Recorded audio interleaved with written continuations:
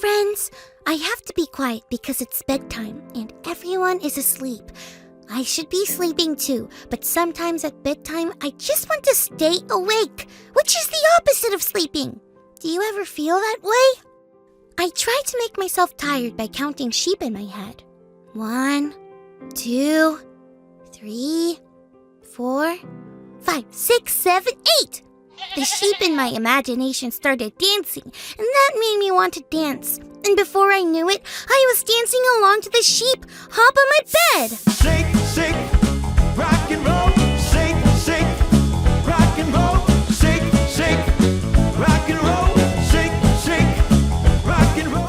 Then, my mom said to turn off the lights, be quiet, and go to sleep. So that didn't work. Then, I tried to make myself tired by thinking about what I would have to do tomorrow. But that thought turned into what I might wear tomorrow. And before I knew it, bam! I was at the Cali Fashion Extravaganza, and I was walking the runway up and down my bed and posing for pictures. And my mom said to turn off the lights, be quiet, and go to sleep. I guess I should turn off my flashlight and really try to get some sleep. Oh, there is one really cool thing about my room when it's dark that always makes me feel calm and maybe even tired. Watch this. Isn't that awesome? All these stars were there all along. We just couldn't see them until the lights were completely out. I'm gonna gaze at the stars while we check our Bible story for today. It's time for today's Bible story. Today's story is from the book of Luke, chapter 9. One day, Jesus took 3 of his disciples, Peter, James, and John, and walked up a mountain to pray. While Jesus was praying, something amazing happened. Jesus began to shine as bright as a star in the sky. His face and even his clothes were bursting with light. But that's not all. 2 men named Elijah and Moses appeared next to Jesus.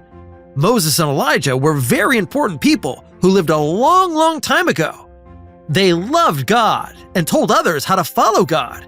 They lived and died many years before Jesus came to earth, but they showed up on that mountain and talked with Jesus. Peter, James, and John had been sleeping, but when they woke up, they couldn't believe their eyes. They saw Jesus shining very brightly next to Moses and Elijah. Then a cloud came down and surrounded them all. And then they heard a voice. It was God.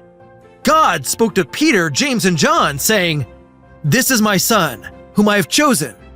Listen to him." The disciples always saw that Jesus was different, special, and powerful. That's why they chose to follow him. But now, they knew he wasn't just different. He was the Son of God. It was like they were really seeing Jesus for the very first time. Jesus had always been the Son of God, and he'd been right there with them the whole time. But they just hadn't really seen it until that moment. We might not be able to see Jesus like his friends did, but Jesus is with us even though we can't see him.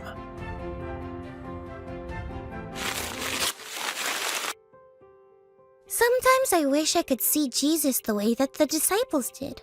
But it is so cool to know that Jesus is with us even though we can't see him. It's like the stars on my walls. I can't really see them until I turn all the lights out.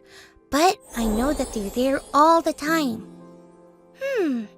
Jesus always being with me all the time makes me feel calm and safe and...